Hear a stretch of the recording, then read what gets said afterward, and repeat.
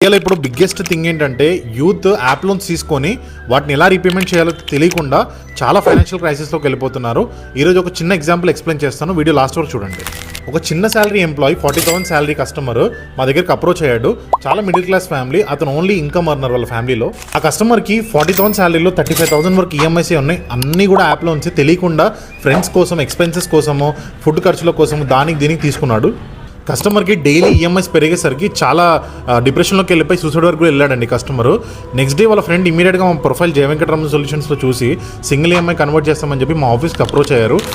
అతని ప్రొఫైల్ చూసి మేము కస్టమర్కి క్లియర్ ఒకటే చెప్పాము, మీకున్న యాప్ లోన్స్ అని మనం బ్యాలెన్స్ ట్రాన్స్ఫర్ చేయొచ్చు అని చెప్పి ధైర్యం ఇచ్చాము.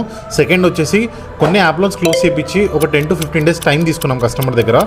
సో సివిల్ అప్డేట్ అయిన తర్వాత ఇమీడియట్గా యాక్సిస్ ఫైనాన్స్లో అతనికి 12 lakhs లోన్ కూడా శాంక్షన్ చేసేసాము. సో యాప్ లోన్స్ తీసుకోవడం చాలా డేంజర్ అని ఈ సిచ్యువేషన్లో మీకు తెలిసే ఉంటుంది. యాప్ లోన్స్ ఎప్పుడు కూడా మీరు ఇగ్నోర్ చేయండి. ఎమర్జెన్సీ సిచ్యువేషన్ తప్ప యాప్ లోన్స్ ఎప్పుడు యూస్ చేయకండి. ఫర్దర్ సొల్యూషన్స్ కోసం, ఫైనాన్షియల్ టిప్స్ కోసం, రిస్క్స్ కోసం మా జయ వెంకటరమణ సొల్యూషన్స్ని అప్రోచ్ అవ్వచ్చు. అండ్ మా పేజ్ని ఇప్పుడే ఫాలో చేయండి. Thank you.